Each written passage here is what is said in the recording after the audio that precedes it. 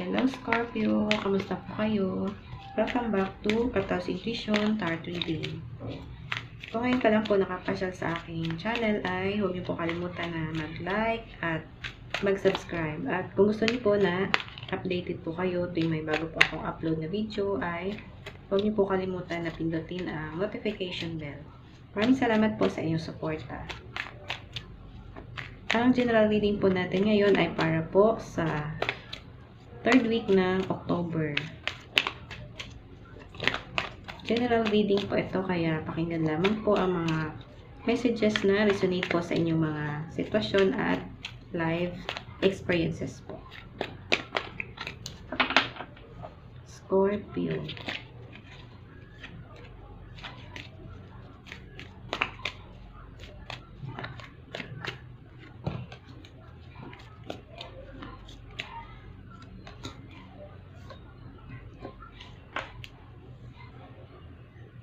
Scorpio.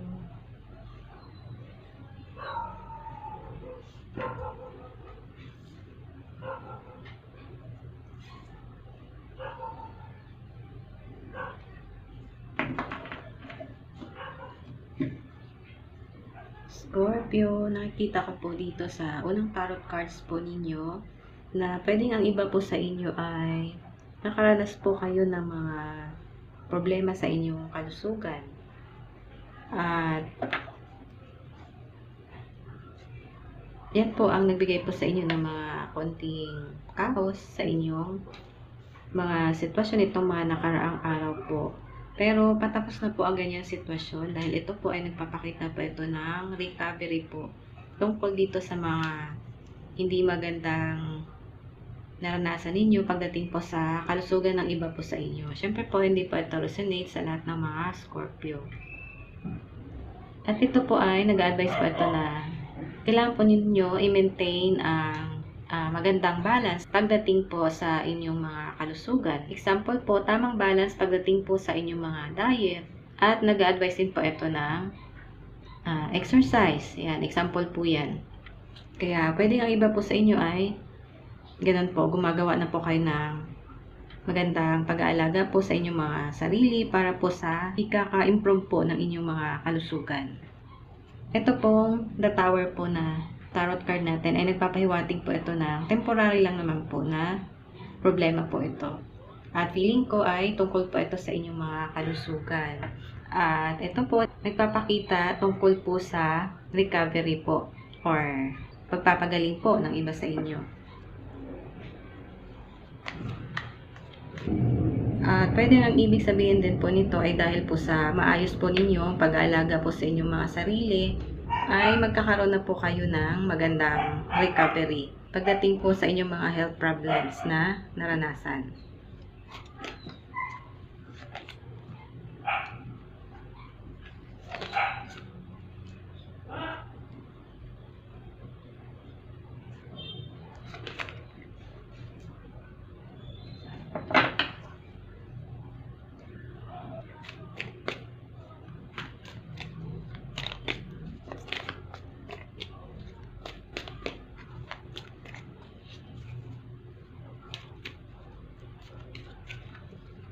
Scorpio.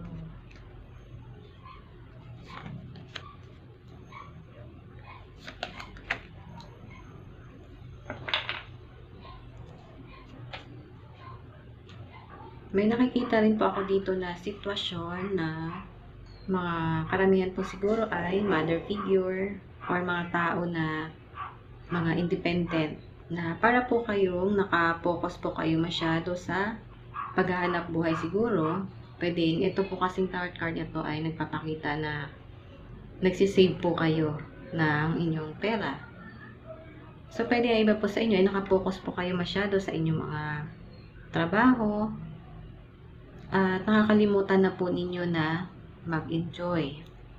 Ito ay nag-advise po ito na kailangan nyo rin po na lumabas sa inyong comfort zone at kailangan nyo rin po na mag-enjoy din po.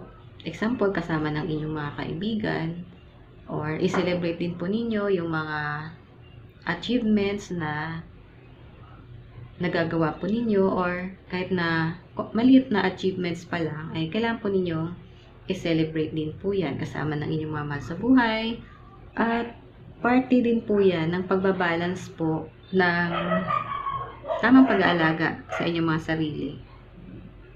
Hindi lang po puro trabaho, pag-iipon ng pera, kundi kailangan po balance yung inyong buhay po. Balance ang buhay ninyo pagdating po sa inyong trabaho at sa pag-aalaga po ng inyong mga kalusugan. Ito po yung connection po dito sa unang tarot cards po natin. Ito nagpapakita po ito ng mga tao siguro na nakaka-resonate dito sa reading natin. Ito po ay mga mother figure to.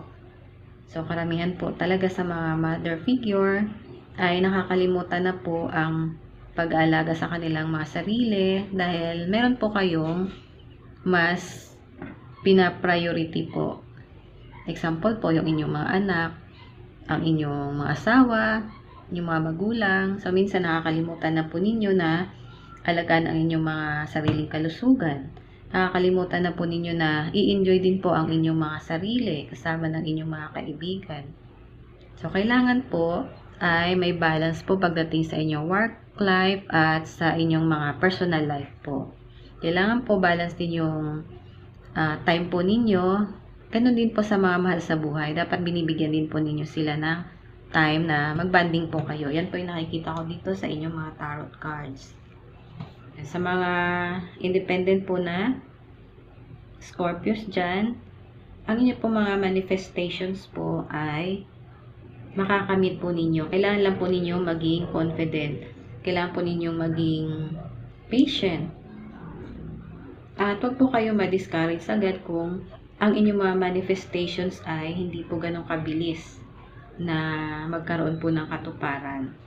Dahil ang manifestations po natin para po sa ating mga goals ay katulad po nitong nakikita natin dito sa isang tarot card na itong person po na to ay parang inaalagaan po niya yung isang puno para unti-unti po na lumago. Ganun po yung pag-abot po ng ating mga manifestations. Kaya kailangan po natin na maging confident, magtiyaga, maging mapasensya po sa proseso. At dadating po yung tamang araw para po sa katuparan ng inyong mga manifestations na yan, na aanihin din po ninyo ang magiging bunga ng inyong magiging hard work po. Ayan po. Basta itong unang tarot cards po natin ay nagsasuggest po ito na i-priority po ninyo yung tungkol din po sa inyong mga kalusugan. Dahil isa po sa mga blessing na natatanggap po natin ay ang magkaroon po ng magandang kalusugan. At para maabot po natin ang magandang katuparan or para magkaroon po ng magandang katuparan ng ating mga pangarap sa buhay ay kailangan po natin na good health. Hindi lang po sa aspeto ng physical, kundi ganun din po pagdating sa emotional, sa inyong mental health, at sa inyong spiritual health. Ayan po. Kaya kailangan po ng balance pagdating po sa inyong work life at sa inyong personal life. At kailangan po i-maintain yung magandang kalusugan para po sa pag-abot ng inyong mga goals sa buhay. At para po sa ibang mga Scorpio na nakakaranas na po ng konting problema sa inyong mga kalusugan po, ito nagpapakita po ito na magkakaroon po kayo ng magandang recovery. Ayan po. So, Scorpio, sana pa nakapulot po kayo ng magandang gabay at inspirasyon dito po sa reading po natin ngayon. At kung nagustuhan po ninyo itong ating reading ngayon ay huwag niyo po kalimutan na mag-like at mag-subscribe. See you next video po. Bye-bye. God bless.